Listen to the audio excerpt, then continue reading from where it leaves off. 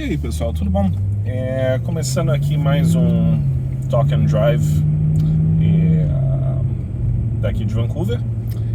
E eu vou precisar dar um pulo rapidinho na fronteira, né? Pegar umas coisas. E resolvi que eu ia filmar. Porque é algo interessante, é um caminho muito bonito de Downtown Vancouver até a fronteira, né, dos Estados Unidos, no caso Point Roberts. Uma coisa muito comum aqui, inclusive, são as pessoas terem uma caixa de correio além da fronteira. Então, por exemplo, se você mora, digamos, tem gente que mora em Portugal, por exemplo, e vai abastecer o carro na Espanha porque é mais barato. Ou a pessoa mora perto da fronteira do Paraguai, da Argentina ou do Uruguai e atravessa para comprar coisa mais barata lá. É a mesma coisa aqui. Se você mora em Vancouver, é razoavelmente comum que a pessoa tenha uma caixa de correio ou alguma coisa assim ou em Point Roberts ou em Blaine, de forma que você possa comprar coisas geralmente grande, ou que o envio seria caro, ou coisas que simplesmente não tem disponível facilmente no Canadá, e você compra e você manda entregar nos Estados Unidos. Aí você dirige e você vai lá buscar.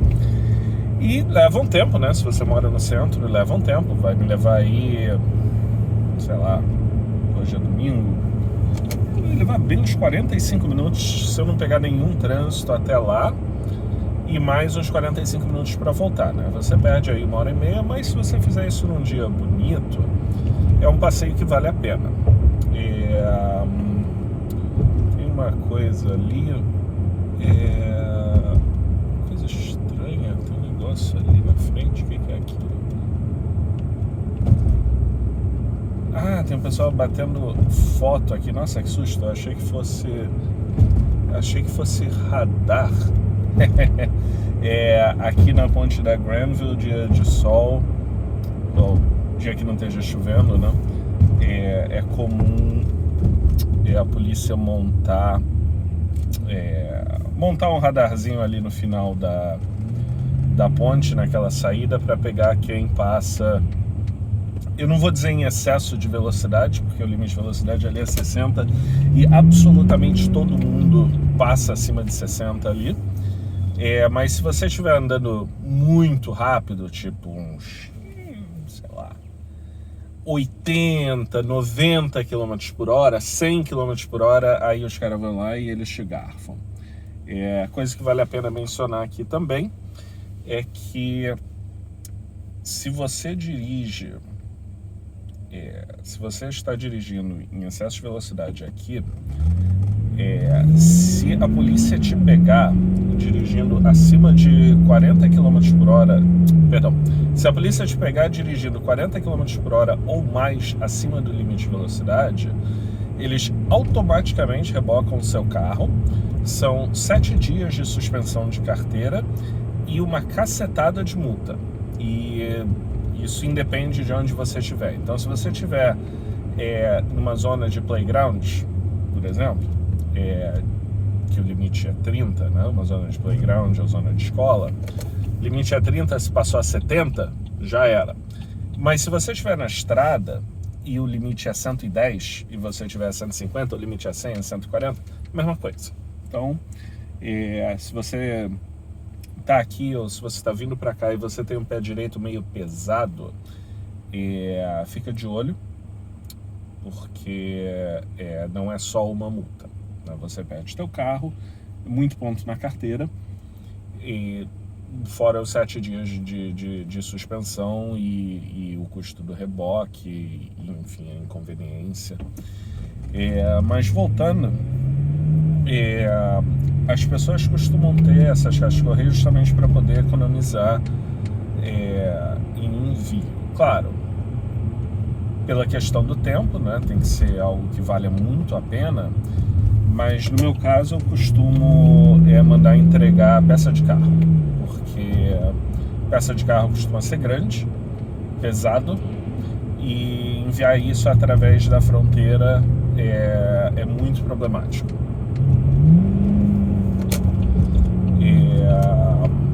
Então, para mim vale bastante a pena. Me economiza, já me economizou aí só esse ano de envio, eu diria pelo menos $1.000 só em envio. Isso porque a gente está em março, né? Eu precisei comprar algumas coisas aqui pro carro e pros carros, e eram coisas pesadas e grandes, e se eu fosse enviar pro Canadá, ferrou. Teve um negócio que eu comprei há mais ou menos um mês atrás, que só o envio para o Canadá era $400 e poucos por causa do tamanho, mas nos Estados Unidos foi envio de graça. Então, obviamente compensa. Claro, quando você passa na fronteira de volta, né,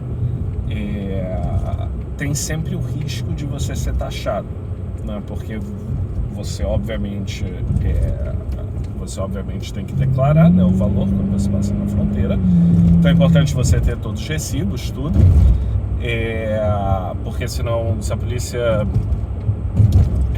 se o guarda de fronteira ele resolver inspecionar seu carro e você não tiver recibo para a mercadoria que estiver dentro, eles vão confiscar. Quer dizer, eles provavelmente não vão confiscar, mas você vai ser levado para a salinha, eles vão procurar na internet, eles podem olhar o seu celular para ver se você está tentando contrabandear alguma coisa ou se foi apenas um esquecimento, enfim. Se você for pego, obviamente, contrabandeando, aí é prisão e multa, enfim. Tá vindo um carro de bombeiro agora, vai passar aqui do lado esquerdo. E ambulância também? Logística aí? Deve ser algum incêndio maiorzinho. Isso é algo interessante também. Isso é uma diferença que eu notei em relação a quando eu estava no Brasil recentemente, né? Eu estive em São Paulo um mês atrás, um mês atrás, mas 6 semanas atrás. E num dos meus últimos dias lá, tinha uma ambulância vindo e ninguém se mexeu. Literalmente ninguém se mexeu. Os carros continuaram, o sinal abriu, no sentido oposto, as pessoas foram, a ambulância teve que parar. É uma coisa que eu nunca entendi, é muito frustrante no Brasil. A gente não tem a cultura de sair do caminho. Aqui tá vindo, por exemplo, digamos que esse carro de bombeiros que passou, ele tivesse vindo atrás da gente e o trânsito estivesse parado do outro lado, qualquer coisa, as pessoas têm que abrir espaço. Então vai todo mundo chegando, você sobe em cima da calçada, você passa o sinal vermelho, você sai do caminho de forma que o caminhão de bombeiros possa passar. Essa é a lei e as pessoas, bem ou mal, seguem aquilo. Infelizmente é uma coisa que eu não notei no Brasil. Simplesmente a ambulância, tava trânsito meio atravancado, tinha espaço. Eu olhei assim, eu tava no Uber também nem aí, nem se mexeu. Tinha espaço para as pessoas saírem um pouquinho do caminho, se os carros ficassem apertados, talvez subir um pouquinho em cima da calçada, mas dava para ir passando a ambulância. Mas ninguém passou, tá o negócio lá com a sirene tocando, e é isso. E ninguém fez muito esforço de querer sair do caminho. Mas aqui,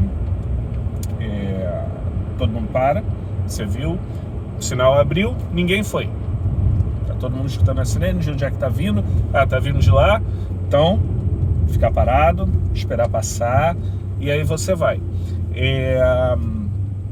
Tem algumas né, dicas importantes, digamos assim, em relação a isso. Se você tiver numa rua dividida ou numa estrada dividida, você não precisa parar, se estiver vindo no sentido contrário. Então, por exemplo, você está na estrada e tem uma barreira de concreto no meio e tem uma ambulância vindo no sentido contrário, Não faz nada, continua dirigindo. Eu já vi gente parando, quase causando acidente, porque a pessoa acha que ela tem que parar, mas é porque não leu o livrinho do ICBC de aprender a dirigir, que isso é perigosíssimo, obviamente. Você não vai fazer isso, mas as pessoas fazem. Elas se assustam e querem ajudar e acham que tem que parar, e não é bem assim. Aí, enfim, causa problemas, não seja essas pessoas. Mas voltando, quando você passa na fronteira, obviamente você tem que declarar, tem que ter tudo. Atualmente, se eu não me engano, você ainda tem que ter o comprovante de vacina, de 2 doses de vacina, para você passar para os Estados Unidos. Só que nunca me pediram. Mas eu sempre ando, porque é aquela coisa, guarda de fronteira, você nunca sabe. Pode ser que a pessoa pergunte e você não quer ter uma situação de que não tenho, e aí? O que você faz, né? Aí tá ferrado. Mas enfim, eu acho que é algo bem útil. Essa é uma das conveniências de você morar aqui, que você não consegue se aproveitar dessa proximidade dos Estados Unidos se você estiver morando em outra cidade. Então, por exemplo, eu morei quase 2 anos em Winnipeg. E Winnipeg, para quem não conhece, é uma cidade fria no meio do Canadá, literalmente no meio do Canadá, entre Vancouver e Toronto, Montreal, sei lá. E sim, tem gente que vai falar, mas o Canadá vai até Nova Scotia, assim, mas é no meio do caminho entre Vancouver e Toronto. E lá eu tentei fazer isso. Eu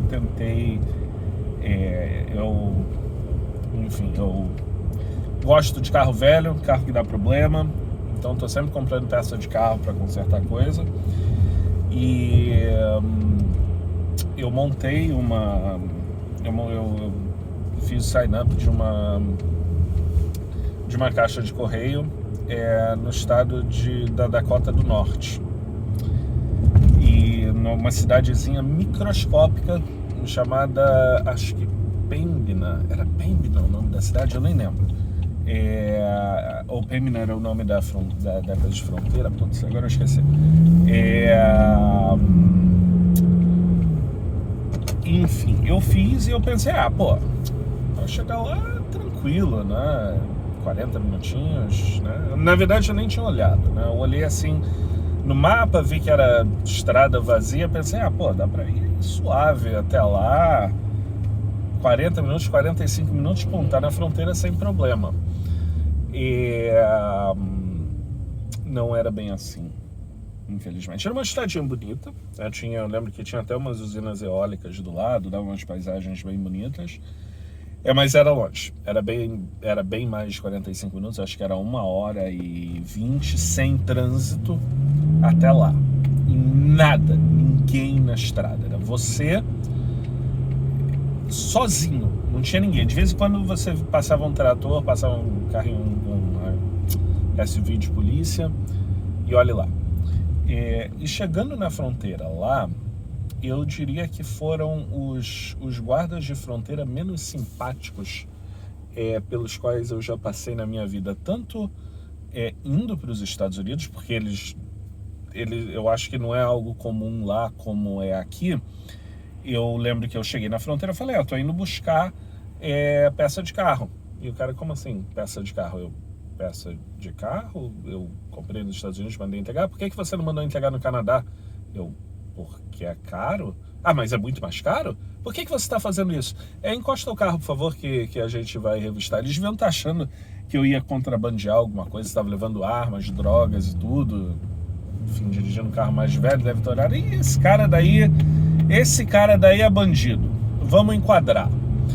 E, enfim, eu parei, eu lembro que na primeira vez que eu passei lá, eu fiquei quase 1 hora no posto de fronteira, para os caras olhando tudo no meu carro, tirando coisa, abrindo, olhando embaixo do banco, olhando dentro do motor. Parecia que eu estava naqueles programas de guarda de fronteira, né? Os caras olharam tudo. Quando estavam satisfeitos, ok, o senhor tem tem um bom dia ou uma boa tarde, bem-vindo aos Estados Unidos. Aí você atravessa, e aí eu tava pensando, né? Enfim, em minha defesa, isso era 10 anos atrás, eu não usava tanto, não tinha um hábito tanto de usar Google Maps e, enfim, tudo que eu tenho hoje em dia. Eu pensei, bom, eu vou atravessar, eu vou ver onde é que tem um Walmart aqui perto, tal, comprar umas coisinhas. Não tinha nada, não tinha nada, não tinha Walmart, não tinha McDonald's, não tinha nada. Era uma cidade que não tinha nada. Tinha um posto de gasolina e uma loja de conveniência e a lojinha lá, o coisa de recebimento de carro que eu tinha. Só isso. E foi uma assim, para quem estava acostumado naquela época, eu morava em Surrey, aqui, né, antes de mudar para Winnipeg. Então, para mim, a fronteira mais próxima era de Blaine. E lá é uma cidade pequena e tudo, mas você dirige mais 15 minutos e aí você está em Bellingham, que aí você tem um Costco, você tem shopping, você tem Walmart, você tem todas aquelas coisas americanas que você gosta de ir nos Estados Unidos para enfim, comprar coisa no Walmart ou passear no shopping ou ir em restaurante, sei lá. Pelo menos tinha Bellingham perto. Lá não tinha nada. Norte Dakota não tinha nada. Era assim, sabe, aquelas coisas da fronteira desconhecida. Mas enfim, peguei o pacote e tal, e era uma espécie de carro grande. Abasteci o carro, e aí eu voltei, né? E eu cheguei no posto de fronteira canadense e não tinha ninguém. Não tinha ninguém, tava a cancela fechada e não tinha ninguém. Eu fiquei no carro 5, 10 minutos, não apareceu ninguém. Aí eu desliguei o carro, desci do carro, fui lá procurar, fui ver dentro. Aí eu achei um guarda de fronteira que virou pra mim e falou: volta pro carro que eu já vi que você tá aí, eu só tô terminando uma papelada aqui, eu já vou te atender. Mas volta pro carro. Eu, ok, então tá bom. Voltei pro carro e devo ter esperado mais uns 15 minutos. E aí a mesma ladainha. Você foi pros Estados Unidos pra quê? Pegar peças de carro? Mas por que você não mandou entregar no Canadá? Eu, porra, meu irmão! Entendeu? Que raio de buraco que eu vim parar? A mesma coisa, aí mostra recibo, aí o cara olha recibo, não sei o que lá, ele... Ok, encosta o carro, que a gente vai dar uma olhada. Pô, o cara dos Estados Unidos acabou de fazer isso, né? A gente precisa olhar, não sei o que lá. A mesma coisa, aí pega, olha tudo. Foi um pouquinho mais rápido, acho que levou uma meia hora. Meia hora? Deve ter levado isso, uma meia hora, 40 minutos. Revirando tudo no carro, olhando papelado, olhando o documento. Enfim, aí depois que isso terminou, eu perguntei pro cara: vem cá. Desculpa, eu me mudei de Vancouver uns 8 meses atrás, 9 meses atrás, entendeu? Isso lá pra gente é super comum. Por que aqui, entendeu? Nunca passei por isso na minha vida, sabe? Naquela época eu já estava morando há 6 anos no Canadá. Eu falei, pô, 6 anos no Canadá, nunca passei por uma revista assim, entendeu? Como se eu estivesse contrabandeando alguma coisa. É alguma coisa aqui de Manitoba? Ele, não, é porque aqui não tem, né? As pessoas não vêm fazer isso. Ninguém dirige 1h30 para vir buscar a peça de carro. Então a gente olha, né? As pessoas que passam aqui geralmente estão indo de viagem para Flórida, né? Estão pegando motorhome, descendo de viagem para Flórida, ou talvez estejam indo para qual que é o nome daquela cidade? Minneapolis? Acho que é Minneapolis, lá em Minnesota, ou enfim, são viagens mais longas. Ele basicamente falou, cara, ninguém é doido o suficiente de pegar 1h30 de estrada para cada lado para vir pegar peça para carro velho. Enfim, eu aprendi a minha lição ali quando eu morei em Winnipeg. Eu acabei pagando e mandando entregar as coisas que eu precisava direto em Winnipeg, porque eu não queria passar por isso. Eu acho que eu só fiz isso mais uma vez quando quando eu precisei comprar, o que foi? Eram umas coisas de motor que eu estava precisando, ia ser grande, pesado, e também era papo de 400, 500 dólares para mandar para o Canadá, ou era 100 dólares para mandar para os Estados Unidos. Então eu pensei, bom, enfim, como vai ser muito caro, eu vou ser obrigado a aturar isso. Mas para minha sorte, eu não tive dor de cabeça. Dessa vez foi mais tranquilo. Isso foi uns 4 meses depois, 5 meses depois desse ocorrido, né? Foi no inverno, inclusive. Eu lembro que foi no inverno, tava frio pra cacete, tava aí, sei lá, talvez tenha sido por isso, talvez porque tava menos 20. No momento anterior que eu fiz, quando eu tive essa experiência desagradável,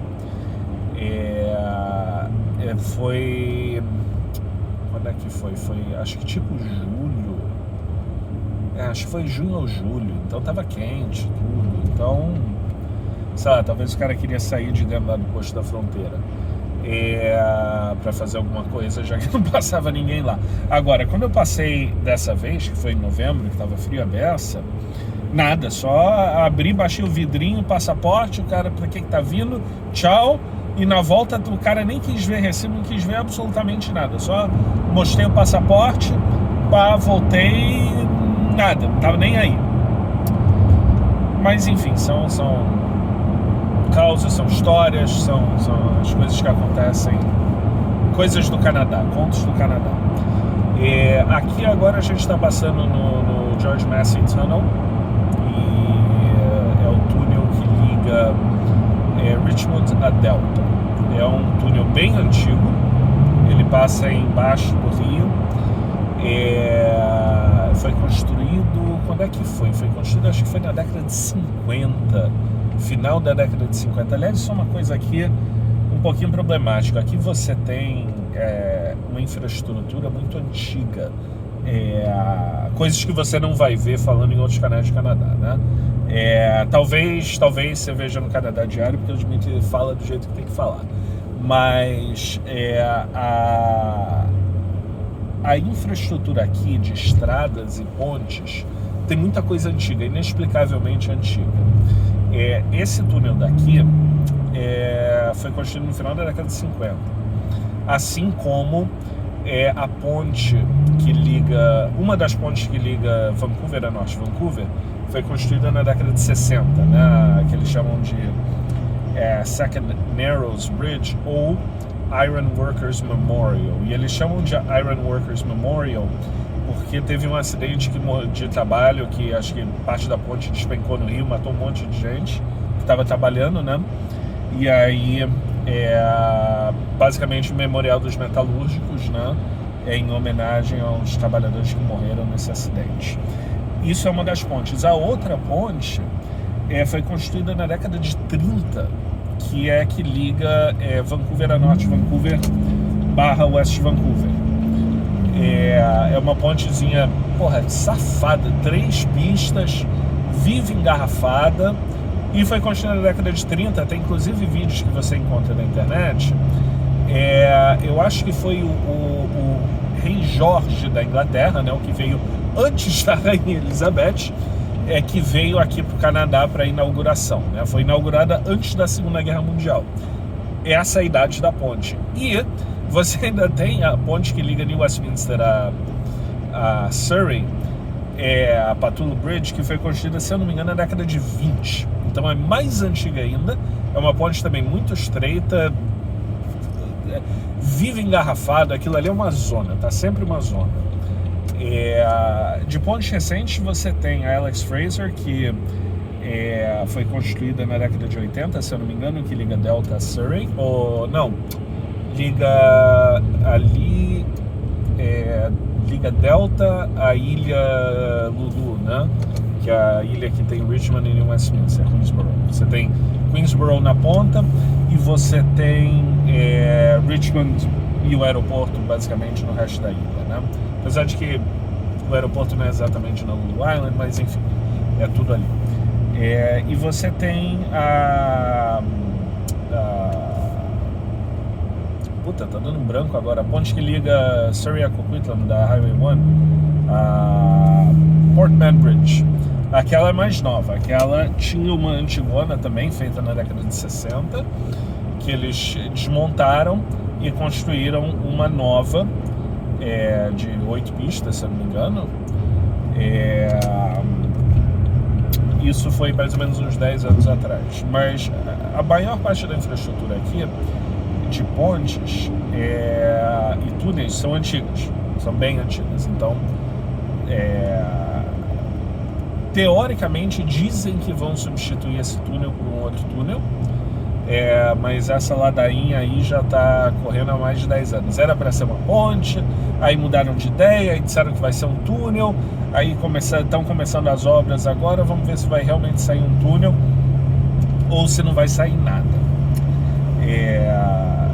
A ver, né?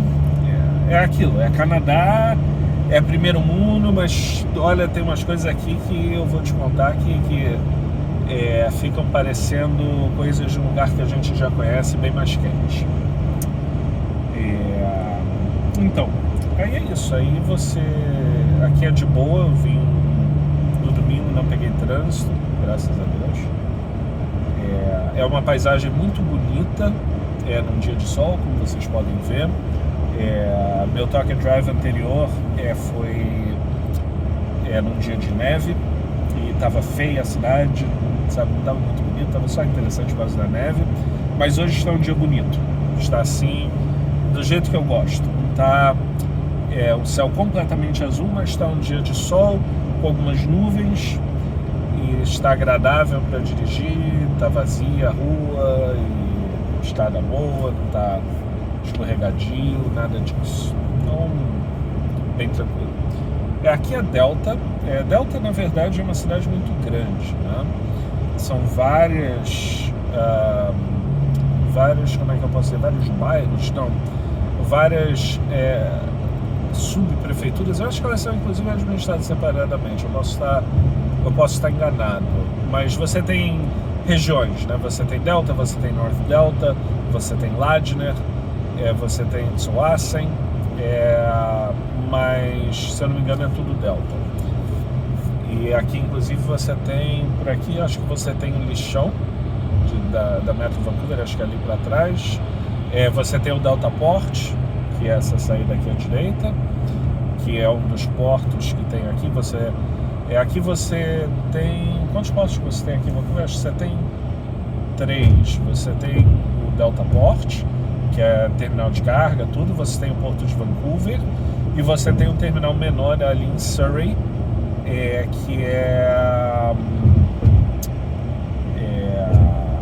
você tem um terminalzinho menor ali em Surrey, que eu acho que é mais para coisa de madeira e, enfim, é uma coisa que você nota aqui também muitas vezes, são troncos de madeira descendo o rio.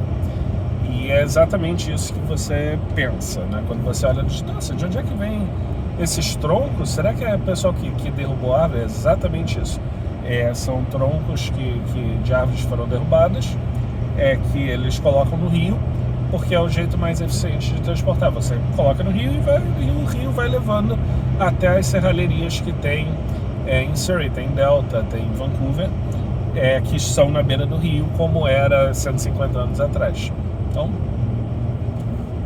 esse caminho daqui que eu estou fazendo, inclusive, se você seguir reto aqui, não dobrar à esquerda, como eu vou dobrar para Tsawwassen, você pega a barca, né? Você pega a ferry para Victoria e Vancouver Island, Nanaimo, Tofino, enfim, seguindo reto. Seguindo reto também você tem aquele shopping, o Tsawwassen Mills. Eu ouvi dizer, inclusive, que o shopping tinha sido vendido. Eu não sei se ele vai fechar, não sei o que vai acontecer, mas é um shopping imenso que tem aqui. E eu acho que ele nunca fez muito sucesso, porque aqui é longe, né? A questão, o problema que você tem aqui é que é longe. Tsawwassen leva... Entendeu? Se você não tiver um dia de trânsito vazio e tudo, você leva de boa, sei lá, 1 hora, mais de 1 hora. Se você pega trânsito ali no túnel onde a gente passou, você leva fácil 1 hora e meia para você chegar em Soaça, então as pessoas simplesmente não vêm. Então, na verdade, isso é interessante para as pessoas que moram além do túnel. Só que tem um problema, não tem muita gente que mora para cá.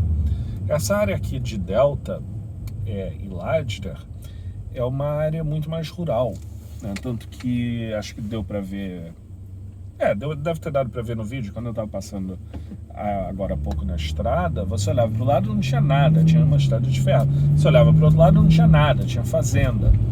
E é isso, aqui é uma área bem menos densa, né? Você vê aqui, aqui em Soaça, por exemplo, você vê que não tem prédios altos, né? São prédios mais baixinhos, o negócio é mais espalhado. Inclusive é uma área muito bonitinha. Se você não precisa ir para Vancouver, ou, enfim, ficar pegando estrada e tudo, Soaça é uma área muito legal para você morar, porque aqui tem boas escolas, Delta no geral tem boas escolas, é um clima assim mais de cidade pequena. Aqui é quase como se fosse uma cidadezinha pequena próximo de Vancouver, só que ainda é a prefeitura de Delta. Claro, tem as coisas normais, tem inclusive um shopping, um outro shoppingzinho menor aqui pra frente. Enquanto eu tiver Soaça e Mills ali atrás, né, enfim, tem aquele shopping maior. Mas é que tem tudo que você precisa. E é uma vibe, é um clima bem assim de cidadezinha pequena. Bem tranquilo aqui. Aqui, inclusive, aqui perto, você tem uma praia muito boa. Você tem a Centennial Beach, que é seguindo reto aqui, uns 5 minutinhos de carro.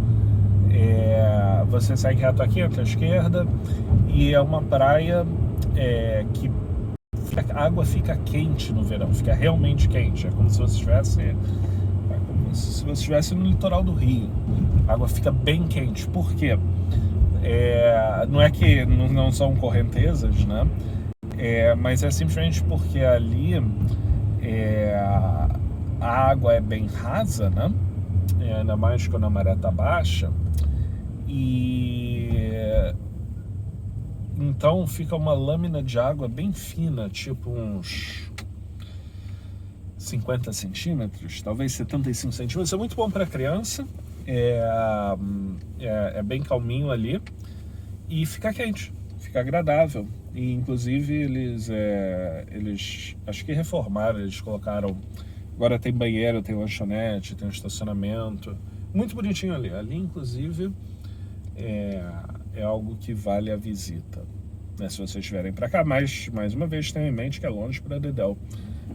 Se você estiver vindo por exemplo, se estiver vindo de Burnaby ou estiver vindo de Coquitlam, é longe. Não acho que é perto, porque não é. Aí tá aqui à direita, tá o shopping que eu tinha falado. Não é um shopping, né? É um strip mall, como o pessoal chama, que são essas lojinhas como se fosse shopping de rua, né? É um centro comercial, pronto. Não é um shopping alto, nada, mas tem o que você precisa. Tem as lojinhas e você tem supermercado, tem tudo. Aí eu já tô chegando quase na fronteira. Eu vou desligar daqui a pouquinho, porque obviamente eu não vou passar gravando na fronteira, porque aí é pedir para ser enquadrado e provavelmente preso. Eu acho que é proibido filmar. Logo ali depois daquele ladeirão. Deixa eu olhar aqui pro vídeo. É logo ali, tá vendo aquele ladeirão ali na frente? É logo ali que você tem a fronteira, logo ali no topo, né? Aí você aqui desse lado esquerdo é a entrada para Centennial Beach, é por aqui. Mas enfim, é isso. Eu espero que vocês tenham curtido esse rápido passeio. até a fronteira dos Estados Unidos e, enfim, as dicas e os causos, as histórias. E semana que vem tem mais. Um abraço a todos e vou dar uma encostada aqui rapidinho para eu poder parar o vídeo. Tchau, tchau.